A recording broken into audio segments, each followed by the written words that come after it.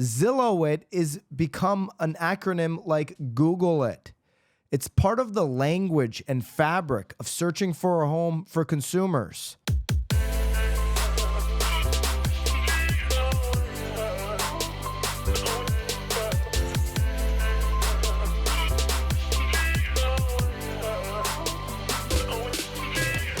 This is Byron Lazine, and you are tuned into episode 370 of The Real Word. It's a solo show. Nicole White is traveling the Northeast, going lacrosse competition to lacrosse competition. So we're without Nicole, but we do have big industry news, which is what we cover here on The Real Word. We've got Compass suing Zillow. So Compass filed a federal lawsuit against Zillow, accusing the real estate portal of violating U.S. antitrust laws by banning listings that don't appear on the MLS within 24 hours of being marketed. The lawsuit, which was filed Monday, New York Federal Court, Southern District, alleges that Zillow is using its new listing policy, known as Listing Access Standards, to block competition. Okay, according to Zillow, the new standards are meant to protect Zillow's market dominance and shut out rivals. So the debate here is this a antitrust violation? It's classified as an antitrust lawsuit, and obviously we know the backstory. Zillow's policy is banning listings that don't get added to the MLS within 24 hours of public marketing, which goes against Compass exclusive listings. Of course, the exclusive listings get publicly marketed on Compass's exclusive listing site before they go onto the MLS. Now, a large percentage of Compass's exclusive listings go through that three-phase marketing strategy, which is exclusive listings first, coming soon second, and then public launch third. So if a large percent are going on the MLS, this is now obviously going to hurt those sellers. I can't imagine a seller that's going to go to public across the country saying, yeah, I want to be off the site called Zillow. Like, I just don't want marketing on Zillow. It seems insane that a seller would want that. So this rule, if you decide to go Compass exclusive, really restricts the ability of a seller. So the allegations here in the lawsuit, Compass is contending that Zillow's 24-hour rule is not about transparency, as the company has claimed, but about control over listing visibility and lead generation. Here are the key allegations. I'll go through three of them. Zillow's policy prevents competitors from marketing homes in ways that do not align with Zillow's business model. The company's revenue depends on selling leads to agents, which requires early access to listings. When homes are marketed privately, Zillow cannot profit from them and therefore blocks them from the platform. Okay, so those are the claims here. Obviously, like nobody's taken Zillow on. I mean, so not to this level. There's been lawsuits with Zillow. But this level, a major brokerage. Let's not kid ourselves. You know, Compass is not a little indie. They are one of the top handful of brokerages in terms of size, transaction count, in terms of dollars invested into the company. This is a major company. Robert Reffkin and Compass going head on with Zillow. No broker over the last 20 years at this size. I said this on my IG at Byron Lazine on a story yesterday. I said, this is big balls, Robert Reffkin. Like, he's playing high stakes. Haven't seen anybody do that. A lot of brokers, independent brokers, big brokers over the past 20 years, 2 decades we're talking, have had a lot of whining and tears over Zillow. It's bad for our business. It's bad. I've heard a lot of brokers whining about Zillow because Zillow did something none of them could. Build a brand that consumers wanted. Build a brand that spoke to the heart of consumers. That really, truly did open up a transparency flow of information to consumers. Brokers restricted transparent. It's why Zillow won. I mean, play the clip if you can find it. You might not be able to find it, but if you can research the clip of Gary Vaynerchuk saying about 10 years ago, guys, Zillow has already won, meaning battle between brokers and Zillow. Like, there was no battle. Zillow took the hearts of the consumer, gave them something they didn't have, and in the last 20 years, for all those tiers, nobody, and maybe there just hasn't been a valid argument, and you know, the debate is this argument valid that Compass is making? Okay, so Robert Reffkin, he's the CEO. He's put up a whole bunch of static posts on IG. Now, listen, you see the BAM interviews going on right now. I'd love to have a BAM interview. I'll be very clear on that. I'd love to have an interview, sit down with, obviously, Compass CEO at any point, certainly now.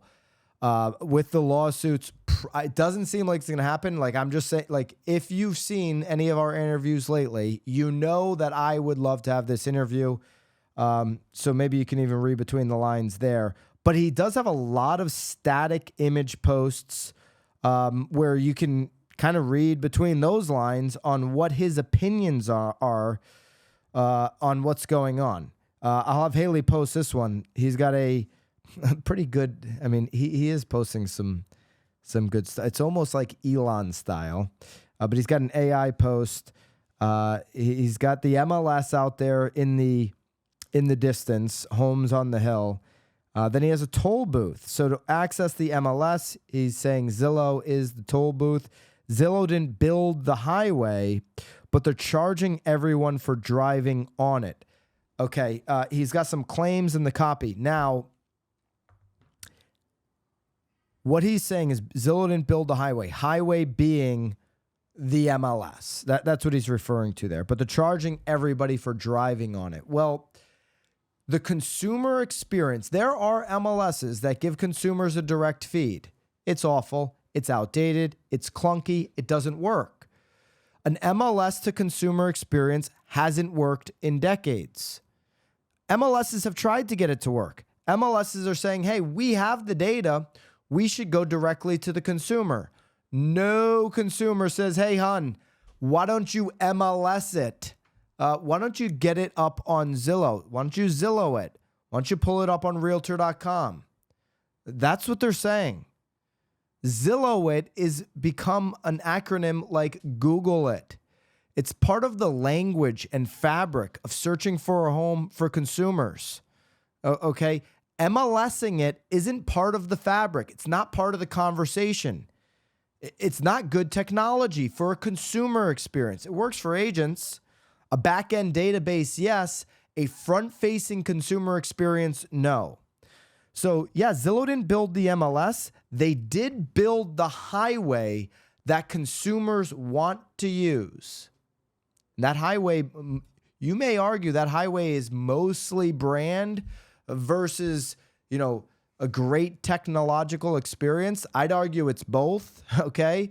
There are things I think Realtor.com, website, information, data is doing really well, better than Zillow. But brand on Zillow is undeniable. And the tech experience, it's what consumers expect today. Easy to use. Now, listen, do all consumers understand how Zillow makes their money? No. Do they, quite frankly, do they care? Does your grandmother on Facebook understand how Facebook and Meta make their money? No, she doesn't even know how to use Facebook, but she loves using it anyway. Okay, like she doesn't need to understand how Meta makes their money to use the platform. Okay, consumers, they haven't done their homework on how Zillow. Now, you can argue, is there disclosures on, on some of these referral fees and something like I get that, but consumers are going to tell you on the whole, yeah, I mean, Zillow makes their money, I'm sure, off of agents. I get it. I'm using that as my way to search data, search homes and tour homes and all of that. Reffkin says in the post here, claims made by Zillow, MLSs and NAR to justify retaliating with bans and fines against agents that market off their platforms are financially motivated and untrue. So number one, Reffkin says claim. Here's the claim. Reffkin's words. CCP is a rule to stop private listings. Reality, CCP allows private listings. It only prohibits public marketing of off-market MLS listings. Claim, CCP protects transparency for consumers. Reality, CCP requires off-MLS listings to be hidden from consumers, not allowing public marketing. Doesn't protect transparency or consumers. It only protects MLS. And so, listen, CCP is an MLS thing, an NAR thing. Zillow and CCP, the Zillow didn't come up with CCP. NAR came up with it, and they basically undressed it and made it a non-factor. So I wouldn't focus too much on the CCP thing. Number three, claim brokerages market off-market MLS to double-end deals. Reality, in the world of signed buyer rep agreements, brokerages make the same amount no matter what the buyer buys.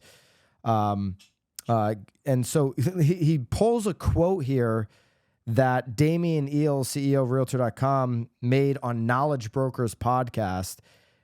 Why should an uncooperative listing agent be able to sell privately to a restricted group of buyer agents and buyers and at the same time benefit from unrestricted access to the listings of cooperative listing agents? One shouldn't turn up to a potluck dinner carrying only a fork. He made that comment on Knowledge Brokers podcast.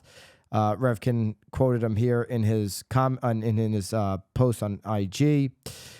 He goes on to say, seeing the hypocrisy in this comment, I'd ask, why should uncooperative portals, Zillow and Realtor.com, share no listings with MLSs, be able to make money selling leads using cooperative listing agent MLS data? The portals benefit financially from unrestricted access to the listings of cooperative listing agents while they give no listings to cooperative agents. One shouldn't turn up to a potluck dinner, bring no food, and then take the food to sell to someone else. So two interesting perspectives. The debate is, should Zillow be allowed to have a business model that restricts certain listings? Should Compass have a business model that only shows listings in a certain way? I think on the face of it, you say, yeah, both businesses should make business decisions for their business model. Now, when you factor the MLS into that conversation, well, should the MLS give Zillow listings when they give nothing back? MLSs have had the choice for years to shut Zillow off. They made the decision to keep Zillow on. What's one of the reasons for that? Well, how do MLSs make money? MLSs make money from you listening. Agents. Agents are the subscribers. You're not going to find a majority of agents that say, shut the feed off to Zillow. Why? Because agents are going to go into a seller's home and a seller is going to say, wait, your marketing plan is no Zillow exposure? Like your go-to-market plan, you're going to put me on the MLS and it's not going to put me on Zillow, and our plan is to not go on Zillow? That's not a good plan. That's insane. Sellers would kick you out of the house. So you're not going to see MLS subscribers, agents, tell their MLSs cut Zillow off, and I'll either manually upload it or I won't put them on. No. Listing agents want their listing fed directly to Zillow on the whole. Now, Haley, you can put up I sent you the chart from, or the poll rather, that Rory Golod, who is, he's the president of Compass, he put this on his IG. This was a RealDeal poll. Compass, the nation's largest brokerage, filed this law. And then they did a poll. There were only 448 responses. Which side are you on? Team Compass got 81%, 19% Zillow. So Rory writes it in here, sellers deserve options, but buyers deserve access. So Zillow's listing ban limits what homeowners can do, and we're challenging it. This isn't just about policy. It's about protecting choice, competition in the open market. Buyers deserve access. I mean, That is what Zillow argues is, hey, they get full access when all properties are available across all sites. Obviously, his argument is that they don't have access to these private listings. It's a hard argument to say, hey, this is the business model that we want, but we want you to change your business model to fit into ours. That's a hard argument for Compass. I don't know that I'm not an attorney. I'm not a judge. I don't know that a federal court, which is where this is heading, is going to say, yeah, Zillow is public domain and needs to list every single property. I don't know that that's going to be the argument. I'm not an antitrust lawyer. I'd love to talk to one. Love to see how they look at this antitrust lawsuit. Does it have teeth? Like the Compass MLS book that they're coming out with, or that they have in their offices, the physical book. I said, I think this is a troll move. This is a headline move. Sometimes people make lawsuits for headline moves. Again, this is speculation. This is, just me kind of speculating. All I can read from Compass, unfortunately, is static posts on IG. They make a lot of them. Revkin actually put the photo of the U.S. United States District Court, Southern District of New York. Hey, good thing this isn't Billions. Okay, good thing Chuck Rhodes isn't doing the deal here. I don't know. Chuck Rhodes might take Compass's side on this. Let me know in the comments if you watch Billions. Who would Chuck Rhodes be siding with? That was his district, Southern District. Some things just need to be settled in court, Revkin says. I'm shocked that there aren't more leaders in the industry standing up to Zillow. Hey, big balls for Rob Revkin. A lot of brokers have said they would love to sue Zillow over this and over that. You did it. To your point, more leaders don't stand up to Zillow. I don't think leaders have a leg to stand up to Zillow. I think Zillow's won consumers. Not working with Zillow is kind of insane. Brokers that rail against Zillow but don't have another solution seem anti-consumer to me. Consumers like using Zillow, so it just kind of is what it is. Trying to convince consumers not to use, it's like, hey, you shouldn't have your package delivered by Amazon because, I don't like Jeff Bezos. I don't know. It just seems silly. Most busy people that are ordering off of Amazon are going to say, yeah, I'm good. Like, I don't care that Bezos is hanging out on his yacht. I'm going to use the product because it gets me what I need. Compass is suing Zillow for abusing its monopoly power to ban homeowners and their agents from marketing homes off of Zillow's website. He uses the Amazon example. Imagine if Amazon banned every seller that offered a product on their own website first. But here's the thing. I don't know that the federal government would step in if Amazon made that rule. Like, hey, if you want to use Amazon's site, you can't market on your own website. I don't know that the federal government would step in and say, you can't do that, Amazon. I don't know the answer to that. Okay.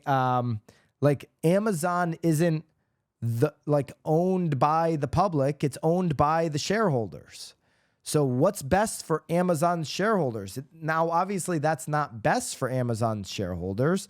So Amazon hasn't made that decision. But this is what Zillow is doing in real estate, is Revkin's claim here. Only a monopoly would think they can get away with banning anyone. The monopoly argument is going to be hard. It's going to be hard. Okay. If you're making the argument that Zillow's a monopoly, agents, we all want and need more listings. We want to be able to capture the business from our clients. So it means we need to stay in front of them, front and center when they're thinking about real estate, when they're making a real estate decision. So I love what Reminder Media is doing for agents across the country, producing high quality physical and digital magazines where you can tell a full story about what's going on in your community, what's happening in the market, and reminding people that you are the expert that they should be reaching out to when it comes to making a real estate decision. Reminder Media is a resource that you need in your corner to stay in front of your clients. You also get a free sample magazine by using the link that I'll put right down below. Check out Reminder Media and everything that they have to offer you and helping you stay in front of your clients. I don't think Realtor.com would agree with that. I don't think Rocket/Redfin and the money behind that acquisition would agree. Why would Rocket go and buy Redfin if Zillow already had it wrapped up? I mean, most industries only have two. Do you think Andy Florence would say that they're a non-competitor? He just spent $1 billion on homes, on marketing Homes.com in the last 12 months, $1 billion plus. I mean, Homes.com considers themselves viable. They think they're competitive. There's 4 portals, let alone you got Compass.com, and every other brokerage under the sun has their own portals. So does Zillow have a monopoly? I don't know. I think the argument would be pretty easy to be made in their defense that they don't. Jared James he used the BAM article. We got the article up on nowbam.com. Obviously, if you want kind of the backlinks on this full story and everything like that, that's a great place to start. Nowbam.com. He had a lot of comments on the Jared green screen here.